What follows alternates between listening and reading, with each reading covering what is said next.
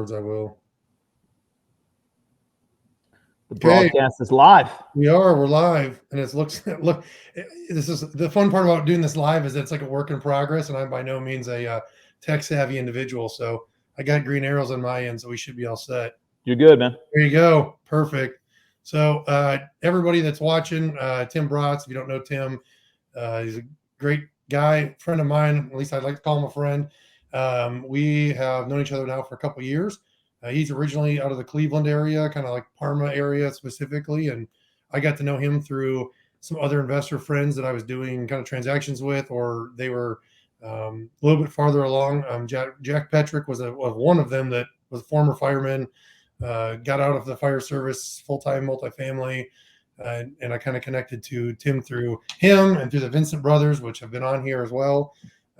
So a lot of common friends, Litzlers, I mean, the whole slew of people. And I met Tim, probably a year or two ago now, and got into your mastermind group and was kind of, I don't know, I was kind of, I wouldn't say doubtful, but I was kind of like skeptical. Yeah, I mean, it was like the first one I'd ever really paid for, and I really was kind of I was on the fence of that kind of thing, and didn't really see the value of it, but I knew that all the good things I'd heard from other people, and so we joined, and it's been great ever since. So why don't you kind of give it? I mean, that's definitely the key for plugging into some of these events and stuff, and it's kind of leap before you look kind of a thing, and you got to kind of just go on borrowed belief. There's a lot of people who know things that we don't know about the business world or anything that you want to learn. And, I don't know if it's pride, I don't know what it is, but I remember early on, it was a hard pill to swallow, right? Like you see that education as a cost and not as an investment. Mm-hmm. And so I remember, early on, it was $5,000 to go to a 2-day event. And I was like, oh man, like $5,000. Can I really afford to spend that? I didn't realize that I couldn't afford not to go, right? Because the opportunity cost was 10, 20, 50 times that of the actual investment to go out to that event. So I tripled my already 6-figure income by going to that 2-day event because of the networking, the connections I made, and the insights that I got from going to that event. So yeah, man, we got to get out of our own way and just realize that investing in ourselves is always going to pay the best dividends, the best returns. And when you understand that, then you're like, man, how much money can I invest in myself? Like let me go and buy into these relationships that I know.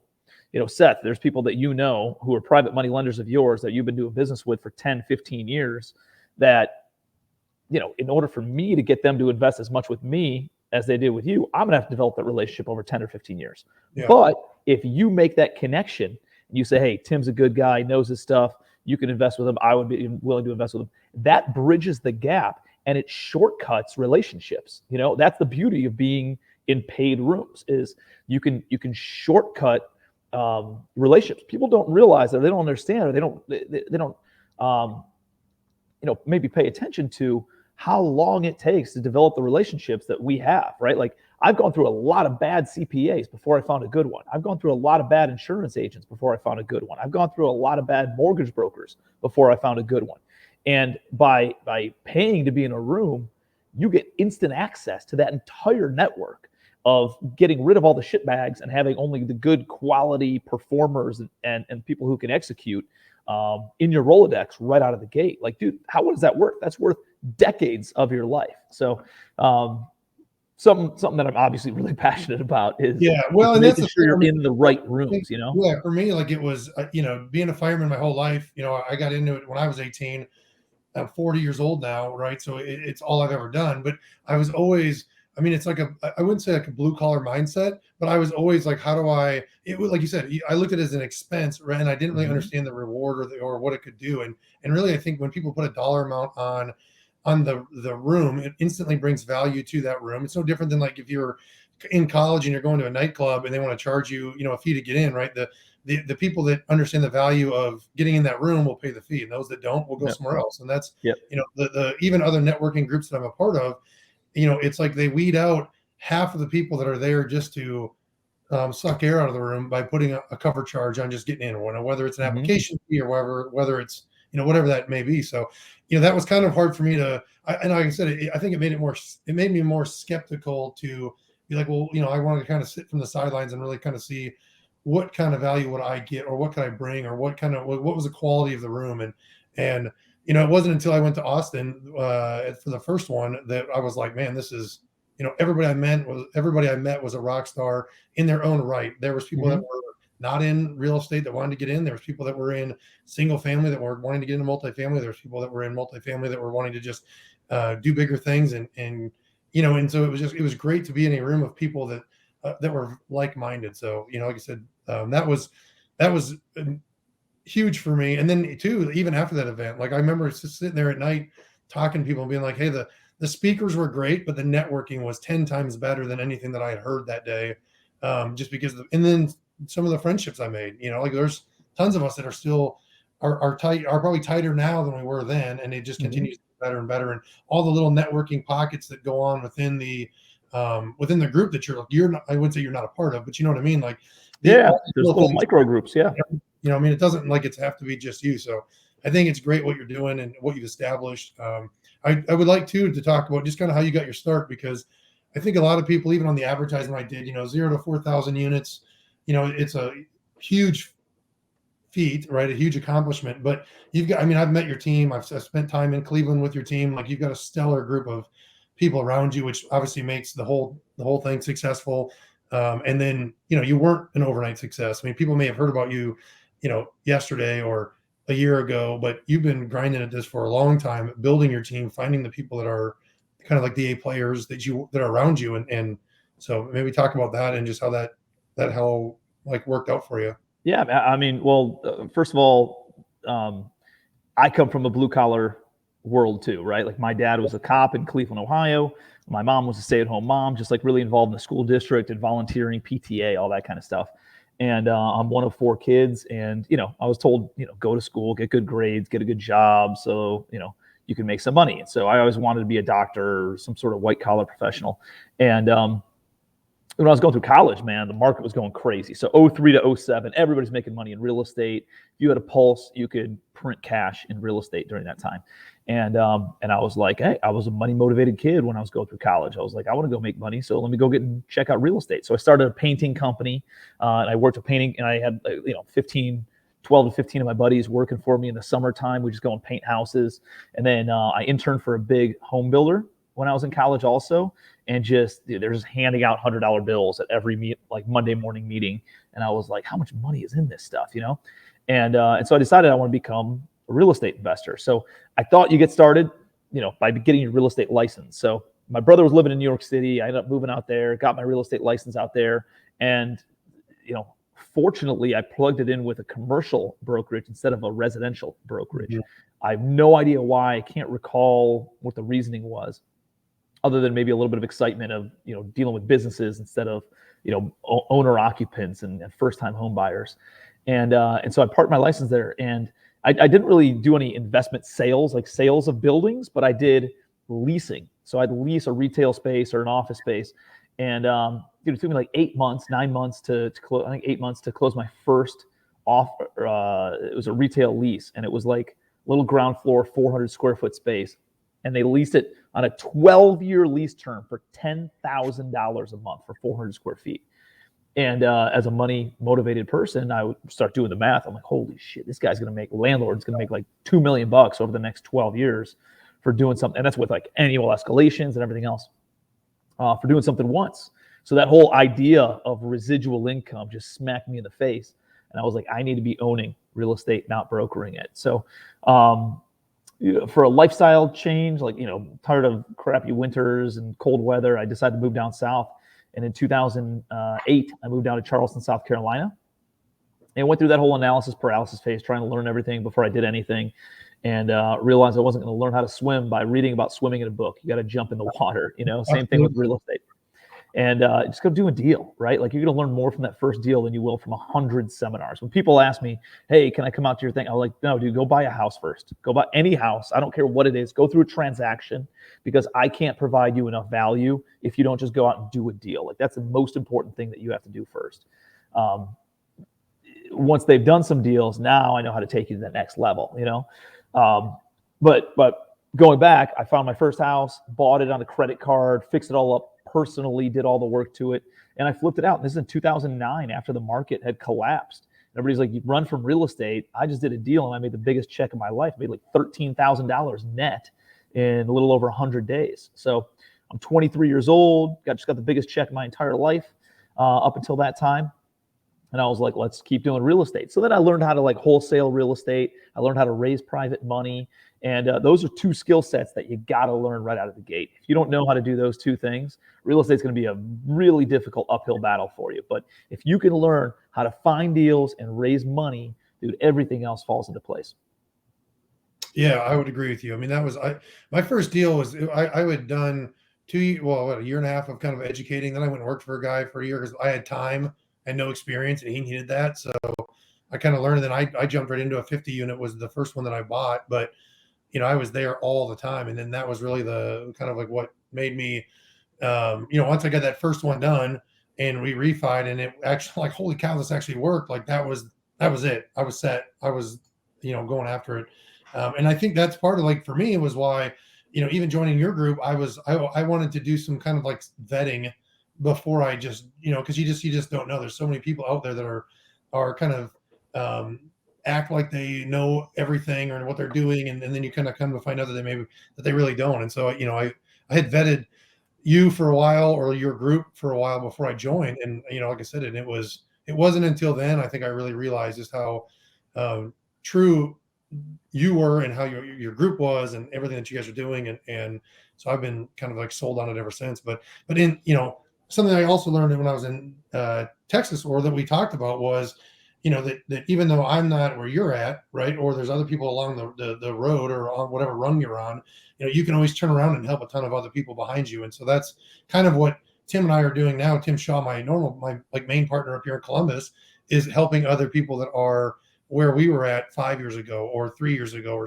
6 years ago, when I was getting started, and they might not be ready to buy a 50 unit, but they're ready to do like their first rental or a couple, hell yeah, or their first 10 unit or whatnot. And so I think the whole like guru is like a bad word right now, right? It's like a 4-letter word. I think guru is awesome. Like if you look up the definition of guru, I would be honored to be called a guru. It's like a leader. A leader is somebody who helps other people, right? It's not a manager of people. It's a leader of people. It's helping people out with their lives and their business and their relationships and their lifestyle and designing what they want and not being told what to do, but helping them think, right? Like, I think that's friggin' amazing.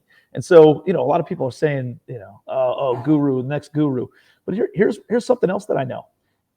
Early on in 2015, I took the first check to mentor somebody. It was $5,000 for 3 months of mentorship. We met once a week and gave them some daily tests. I didn't know what the hell I was doing, right? At least I didn't think I did. But the reality is, dude, I built up 140 doors. And guess what? I could teach somebody how to go out and buy 140 doors at that time in my life, right? I couldn't teach them how to go and get 4,000 because I hadn't done that yet. But I could teach them how to get 140 doors. And I think that we play this mental game with ourselves, like, oh, I can't provide any value to the universe or provide any value to help other people, provide any value on social media until I get to thousands of doors or whatever it is.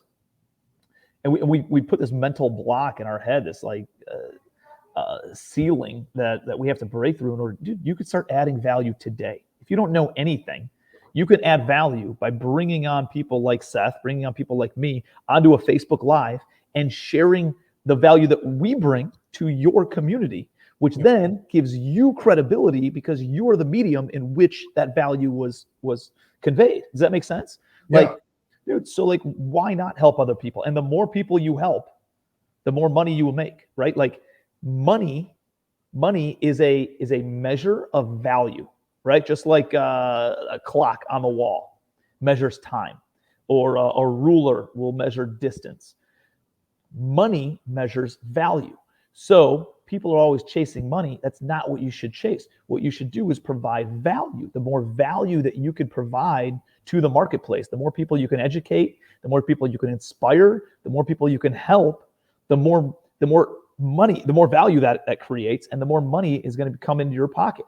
All of a sudden, you're getting messages from people saying, hey, I got this deal. I don't know what to do with it. Seth, can I sell it to you?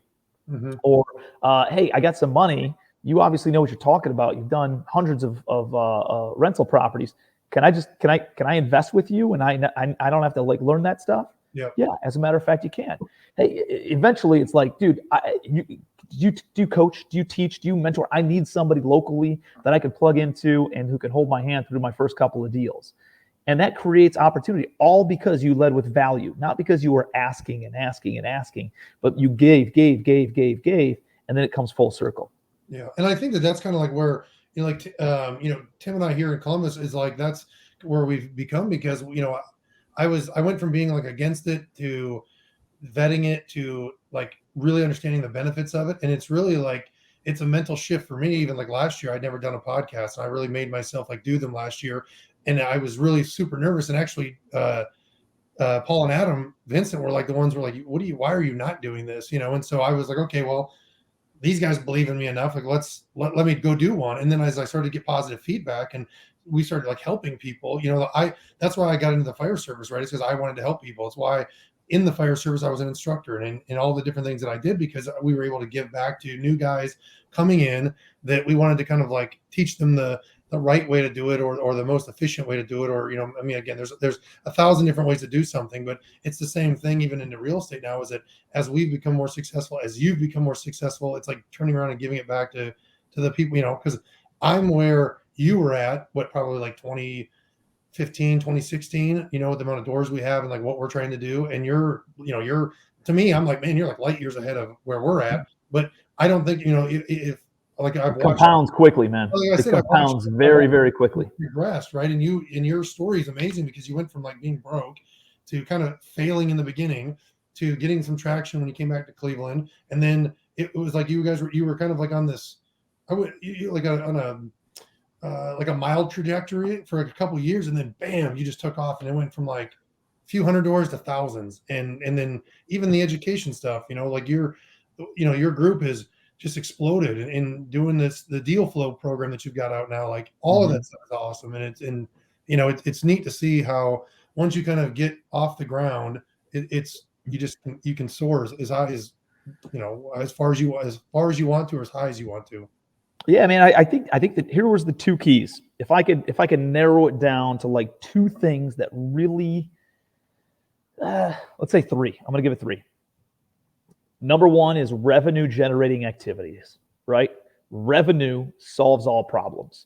And so that's finding deals and raising money, and then really getting good at operations, right? Like those, but really finding deals and raising money gets things rolling, right? And if you can do that, then you can start generating quite a bit of revenue.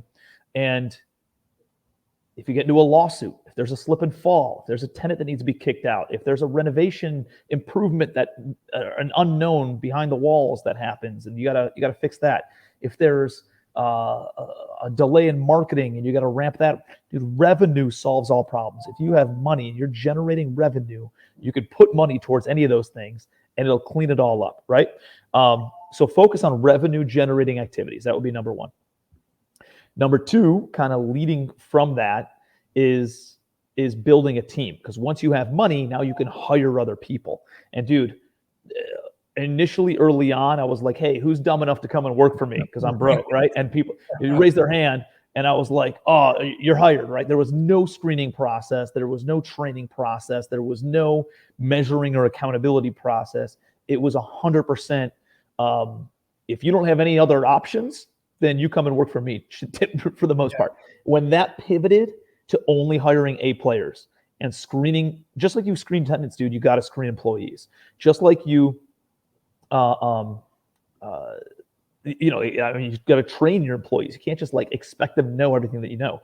And then you got to measure their performance to make sure that the metrics and the accountability is there. So, the second thing that I got really good at was hiring a team and just attracting A players. And I wasn't greedy about it, dude. I found a way to bring on six-figure talent by only paying them $4,000 a month. Mm-hmm. Like, how the hell would you ever be able to do that? Well, a couple things. One is like culture, right? Being able to go out and really develop a fun culture and excitement, and really painting a vision of where we're going to go, not just where we are today, right? That attracts people who want to be on the path of progress with you. And then another thing was there's a lot of ways to bring on top caliber talent without having to pay a full-time salary and take on that overhead. Like you could do a joint venture, and all of a sudden you buy 123 Main Street, you own 50%, I own 50%, or you own 70%, I own 30%, or I own 5%, you own 95%, but at least I get trained and educated during that process. You know what I mean? Yeah. So you can joint venture. You could hire people on a part-time basis and then turn them into full-time, or a fractional employee. We have them work for you once a week or once a month, and then bring them on a full-time basis after a year or 2 years, once you have enough. Like my bookkeeper was that way. She looked at my books for half a day a month initially, and then it turned into a day a month, and then it turned into a day every 2 weeks, and then it turned into a day a week, and then it turned into like 2 days every week. And then I'm paying just as much in these consulting fees as I would in a salary. Let me just bring somebody on full time. And so there's ways that you could do that. And then the other thing is giving up profit share or equity, right? And so I brought on my COO, paid him a base salary, and then he gets profit share based on how well the overall company does. And he eventually vested after 5 years into equity. So now he has an equity partner in all my deals. I want to own as much equity as I possibly can. Dude, that's okay. But guess what? 100% of the responsibility also falls on you. 100% of the liability also falls on you. I can go to Spain and hang out with my brother who lives out in Spain right now for a friggin' 3 months. And I'm going to come back and my business will be running just as well, if not better, than when I left, because I've brought on A players and compensated them like owners of the property, right? So that'd be number 2, is figure out how to build a team. And the third thing is getting in the right rooms. It's kind of what we talked about at the beginning, is making sure you're in a network of individuals who are going in the same direction, right? These are friends of a common future, not friends of a common past. They can be friends of a common past if they also have a common future, but typically most people hang out with friends of a common past, talking about past activities, talking about past wins and past memories, right? Not talking about where are they going and are we on the same trajectory to do some cool things together. And so that's why like a mastermind changed my life. In 2015, I was on a very steady trajectory and I was having some success, but it was very plateauy. And then all of a sudden I joined a mastermind and learned how to focus on revenue generating activities and learn how to build a team. And my success went like this. And that's when people see the overnight success. They didn't see when I was shitty at real estate for the first 6-7 years. They only saw, over the past few years. But all of that was working under the surface, Yeah, and I would say this. So if anybody's watching and this is the first they've heard of this stuff, like this is the stuff that changes your life, right? I mean, and it's funny because I see where we're at, like right now, like as you're talking through how you kind of went. That's why I'm saying people have got to get out, like get out of their own way, right? Like for me to get into to your group, it allowed me to hear and see a lot of the stuff firsthand. And what you're talking about is stuff that Tim and I are doing in Columbus with our team. I mean, we're trying to do the profit sharing and the equity pieces because we couldn't afford to pay these A players the right salary. And we're all, it's just great. So it's exciting also and motivating for us to see like where we could go, right? We're like at 3,000 feet and going up, and we get to see it in the distance, and we just know that, hey, if we just keep modeling this success, we're gonna do. I think that's the right mindset, right? Because other people are like, well, Tim's got 4,000 units. I don't even, I can't relate. No. First of all, I'm just further along, right? I'm not better than anybody. I've just been doing it a little bit longer and started paying to get in the right rooms sooner. So because I did some of those activities and I take a lot of action, I'm just further along. It's not to say that anybody's better or worse or anything like that. It's just when you see other people, they're either further along than you, or not as far along as you in whatever that activity is. Like there's a lot of people way farther along in health or relationships or whatever, than I am. But from buying apartment buildings, guess what? I'm pretty far along, right? But you're not looking at it like you're comparing yourself to me. You're looking at it in a borrowed belief aspect of saying, dude, if he can do it, I can do it, right? He comes from a blue collar family. I come from a blue collar family.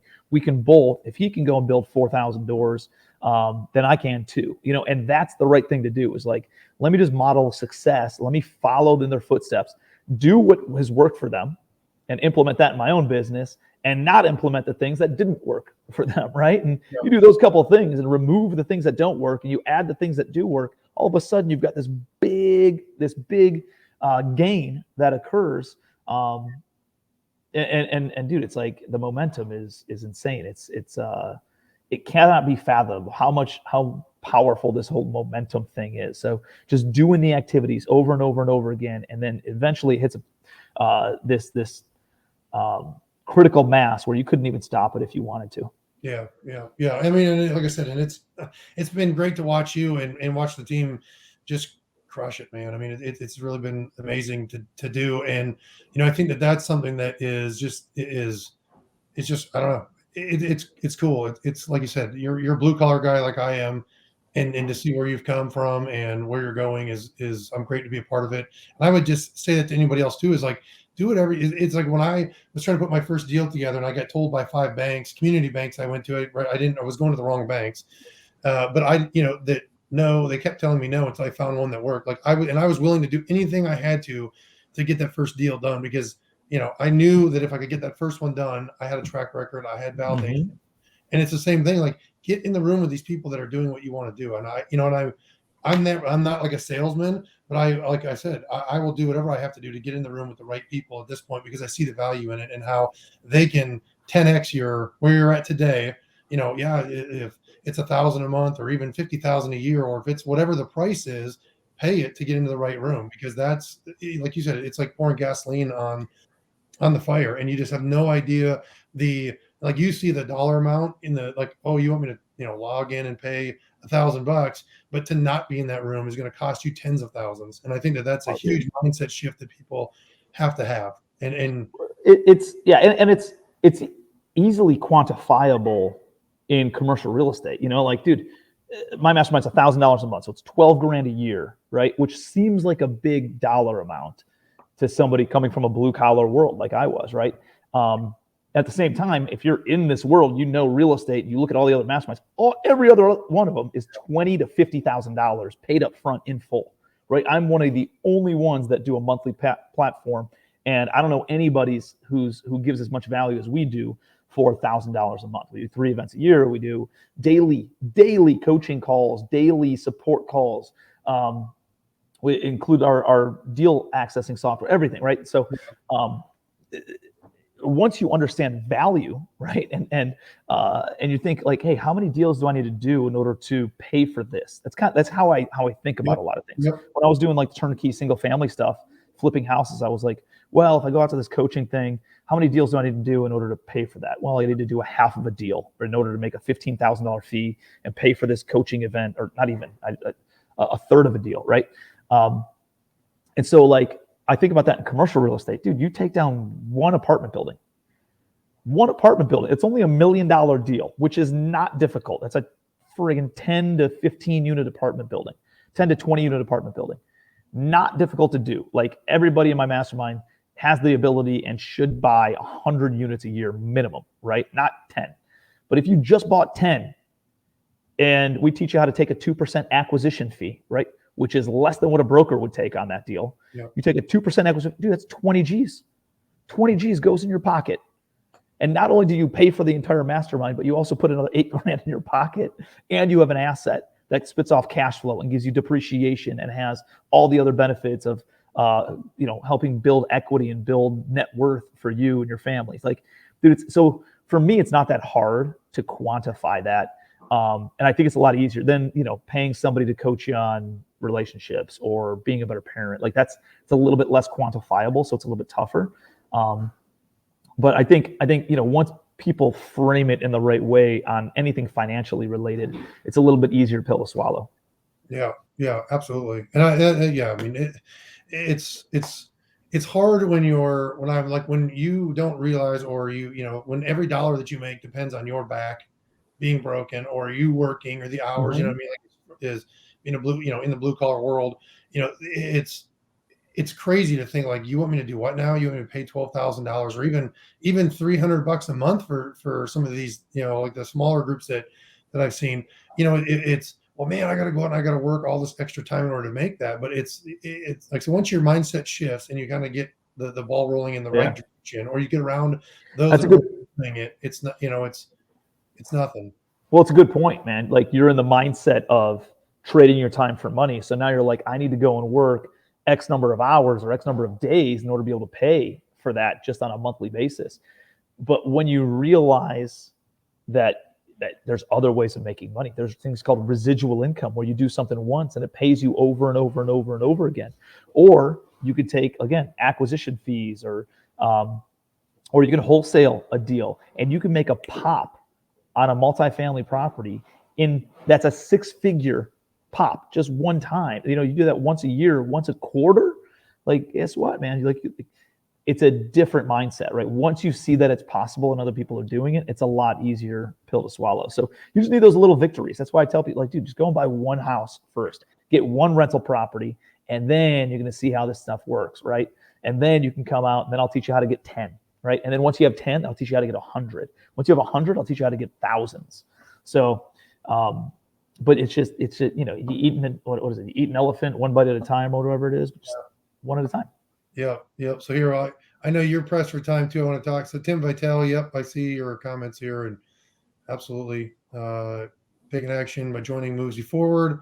Real estate's easy when you're connected to the right people. 100%. I know he's doing a bunch of big stuff as well. So he gets it. Some of you guys that aren't in StreamYard, I can't see your picture, so I don't know who's saying what, but you got Paul Vincent in here. What's up, buddy?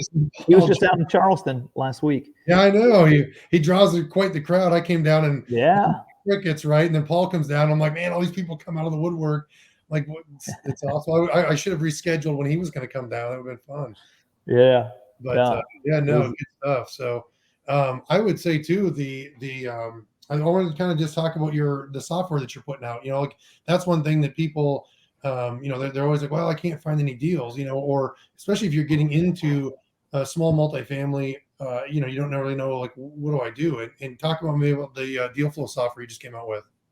Yeah. So it's just, there's essentially 2 major softwares out there to go and source owner data, right? So like one of the big things that people do in real estate, both on residential and commercial, is there's software platforms out there that you can go in and you can pull public data, right? It just expedites it for you, makes it easier. So like there's public records of, how much a mortgage is on a house and who owns it in an LLC versus in their personal name and what year they bought it. That's all public data. So there's softwares out there where you can look that up for homes. There's really only 2 of them out there, 2 major ones out there that are for commercial real estate. One of them is like a big, antiquated, old school, slow moving, hard to navigate, very expensive program. It's like $15,000 to $25,000 a year if you want that program. And then the other one is a private firm. Well, actually, I guess they're both private, but actually, I think the first one's publicly traded. And then the second one just got bought out by private equity. But dude, they got bad data. They have a lot of growing pains going on. Not really growing pains. I would say just, I don't know, they're clearing house and they have bad customer service. And they're trying to like be more efficient instead of actually providing value and giving quality data. And so, and that one's expensive too. I think that one's like $8,000 to $10,000 a year. Yeah. So anyways, we launched Commercial Empire Deal Flow. Commercial Empire is my coaching, 3-day coaching event. And then Commercial Empire Deal Flow is the software. And so I think we have program or platforms that run from either $1,000. We have $1,000, $2,000, $3,000 product. So depending on how many leads you want to pull, but you can do a lot of cool stuff with it. Like you can pull up, hey, I only want, and you can use any asset class. I only want to buy self-storage facilities in Ohio, where the owner has owned it for more than 10 years and the property taxes are delinquent. And so you could put all those different search parameters in and it'll populate everything in Ohio that is a self-storage facility where it's been owned for more than 10 years. Its property taxes are delinquent and whatever the other one that I said was. So like you could do that for any asset. You could do it for golf courses. You could do it for hotels. You can do it for gas stations. You can do it for multifamily, offices, retail spaces, warehouses, anything you can think of that's commercially zoned, you can use the software for. You can do some really cool filtering and stuff and pull leads. You can do direct mail directly from it. You can even do like a skip trace. So it'll give you like all the public records for free. And then if you want to do a skip trace, I think it's like 10 or 12 cents per name. Yeah. And on a skip trace, it gives you like every phone number associated with that address, every email address. So now you can send text messages, you can make phone calls, you can send an email and try to really find that individual any way that you can. Yeah, that's awesome. Somebody commented, how are you combating the influx of competition in Columbus? I can't see your picture, so I don't know who it is exactly because you're not in the StreamYard software. But I will say for us, using Tim's software is one way that we're going to do it. And then for, us locally here is broker relationships. We get a lot of stuff sent to us from brokers that never makes it to the market, and we evaluate those things and take them down, and they never see the light of day, or there's some stuff that we pass on. So I think that's a huge thing if you're getting into the larger commercial stuff. And then if you're kind of like trying to make the transition from single family to multifamily and you're looking like 10, 20 unit, something in that range, is, checking out his software. I know that we're going to start, you just launched it, I think a couple weeks ago, maybe. Yeah.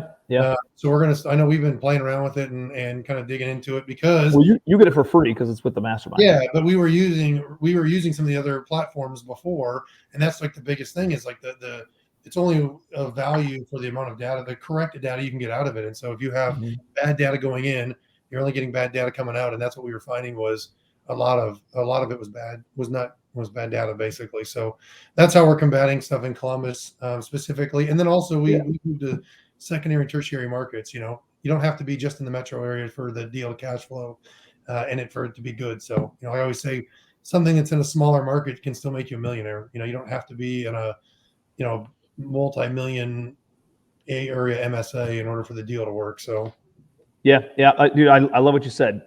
First one is you're still doing deals in your own backyard. There's always deals, but you can also go outside. And the beauty about commercial real estate is you're not, it's hard to justify the travel time and the expense to go and buy a single family house across the country. But for a 100-unit apartment building or a 50-unit apartment building, it justifies it because it's a bigger deal. So that's one thing. Another thing is you're finding off-market direct-to-seller deals, which a lot of people are not doing. They're just waiting for stuff to hit the market, and then they're going through brokers. So you're bypassing that and being able to find deals before the brokers find it, before other people find it. So you're not really competing with anybody else. The other thing that you said is you built your reputation, right? So now you do have brokers bringing you deals before it hits the market. And so that just comes with doing what you said you were going to do, like just performing. If you say you're going to buy something, that you actually close on it, right? And you don't try to retrade at the last minute or sandbag the seller or create headaches for the broker or anything. And then you're the kind of person that they want to bring more deals to. And then the other thing that I would say is like, there's plenty of opportunity, guys. Like there's over 700,000 apartment buildings that are 50 units and bigger. There's over 2 million multifamily properties. I'm sorry, 700,000 that are 5 units and bigger. There's over 2 million that are duplexes and bigger. There's 22 million units. Yeah, I think it's like 2 or 3 million properties.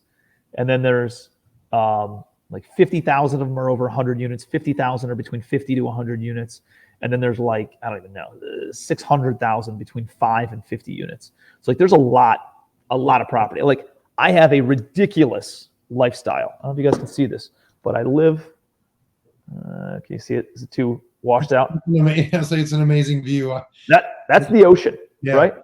I live on the ocean. There's dolphins jumping in my backyard every single day. I just took my dog for a walk on the beach. You know how many buildings I own? Like 60. That's it. Right? Like, so you don't need to own. I own 60 buildings, but it equates to 4,000 doors. So my point is, you don't need to own hundreds and hundreds of buildings. And by the way, I only own about 40% total averaged out of those 60 apartments. My personal share is only about 40% of that. So my point is, you don't need to buy a ton of properties in order to have a ridiculous lifestyle, right? Like, don't worry about competition. Worry about you. Go and do more deals. And sure, there's going to be people like competition. Like, there's always going to be up, downs. There's always going to be opportunities and obstacles in every single market. Focus on the opportunities. Don't focus on the obstacles. There's deals in your own backyard. Just get better at finding those deals. Yep, 100%. That's the controllable that you can control is your own mindset, your own skill set, your own network, being able to raise money faster than somebody else, being able to find off-market deals faster than somebody else, being able to underwrite them and make an offer faster, close sooner, like that kind of stuff gives you the competitive edge. So focus on the controllables, the things that you can control, not the things that you can't.